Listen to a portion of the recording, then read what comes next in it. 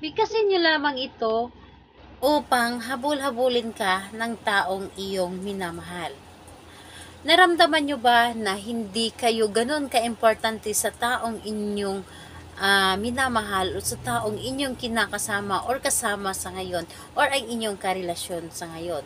Ito ang the best mong gawin. Ito ang pinakamaganda mong gawin upang yung taong kasama mo ngayon, upang ang taong partner mo ngayon ay habul-habulin kanya lagi at ipaparamdam niya sa inyo kung gaano ka kaimportante, kung gaano kanya kamahal, kung gaano ka kahalaga para sa kanya na ayaw niyang mawala ka sa paningin niya. Yung tipong minutes lamang na hindi kanya makikita ay sobrang mararamdaman niya na ang sobrang pagkamiss sa inyo.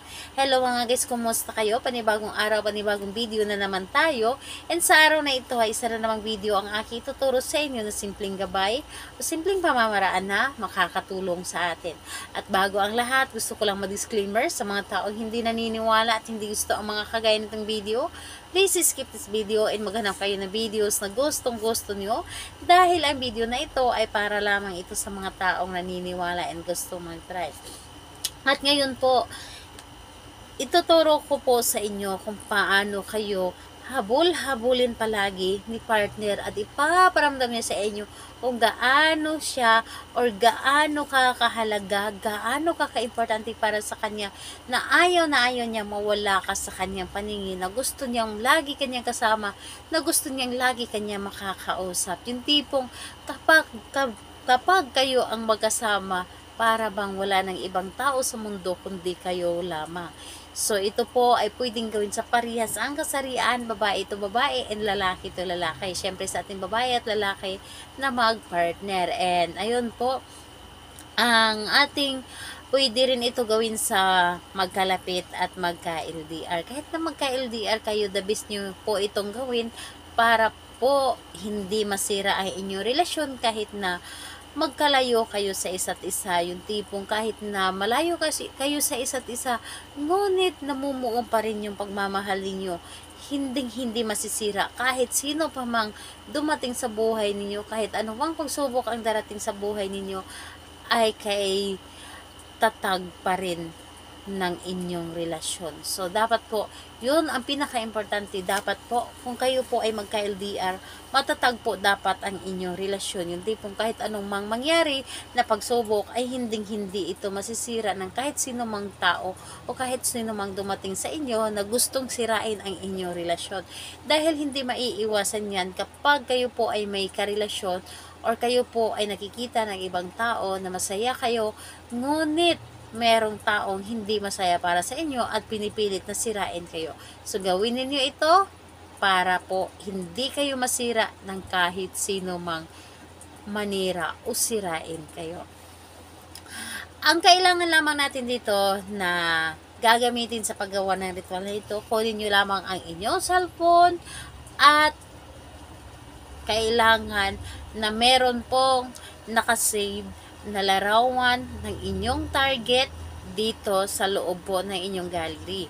So, ayun po, kailangan na larawan na clear po dapat, maganda or gwapo para sa inyo paningin, dapat po ay maganda siya pagkakuha. So, pero kung wala naman, ay okay lang na kahit anong klaseng larawan, basta meron po kayong larawan. And pwede din po na photocopy na larawan kung hindi kayo makakuha sa social media account niya.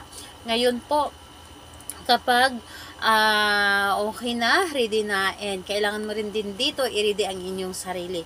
I-ready nyo po dito ang inyong sarili. Kailangan po na alam po ninyo sa inyong sarili na gustong gusto ninyo itong gawin at gustong gusto ninyo na maghabol palagi ang partner ninyo sa inyo. Kailangan na mag-isa lamang kayo na gumawa nito at wala pong dapat na nakakaalam. Ngayon, ang inyong gagawin, kunin ninyo ang inyong cellphone, buksan, at hanapin doon yung larawan ni target na gusto ninyong gamitin sa paggawa ng ritual. Ngayon po, kapag nakuha or nabuksan nyo na, titigan ninyo ito ng mabuti.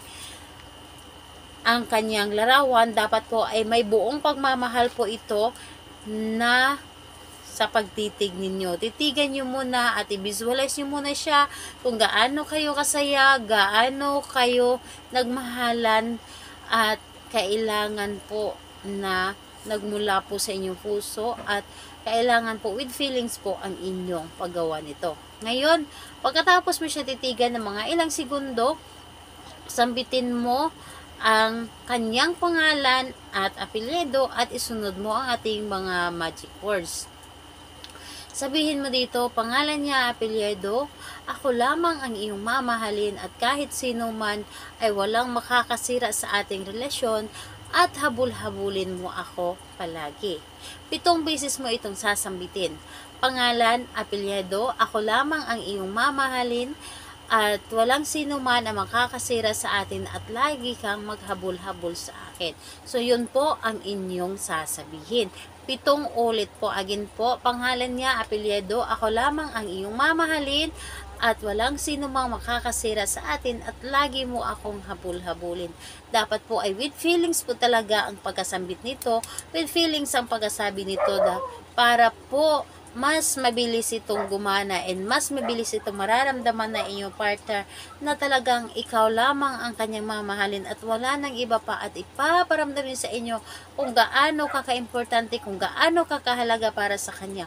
So sabihin mo ito or gawin mo ito para sa kanya para magiging matatag ang inyong relasyon sa kahit na kayo po ay hindi magkasama or kayo po ay magka-LDR.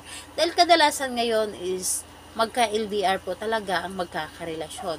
So, gumawa tayo ng pamamaraan paano na hindi masira ang ating relasyon lalo na kapag nasa malayo tayo at hindi natin maranasan ang masaktan. So, ayun po, kailangan na magiging matatag ang inyong relasyon. So, ayun, pwede ninyo itong gawin every night or day. Depende po sa inyo kung saan nyo gusto na gawin ito. Kung gusto ninyo na sa araw gawin, kung gusto ninyo sa umaga, sa tanghali, sa hapon, or sa gabi. Pili lamang kayo dahil anytime naman din po, anytime, any day, pwede ninyo po itong gawin ang aking itinuro ngayon. Ito po ay isang meditation para pagganahin ang ating isip at puso at mabilis itong mararamdaman ng inyong target. At kung gusto niyo na ibahin ang ating mga magic words, wala pong problema. Pwede niyo po ibahin. And ayun po, every night or every day, pwede niyo po itong gawin and pwede din po stop kung gusto niyo. And ayun po, kung may mga katanungan kayo, mag-comment lamang sa baba upang ma-replyan ko po kayo. Bye-bye everyone. God bless us all.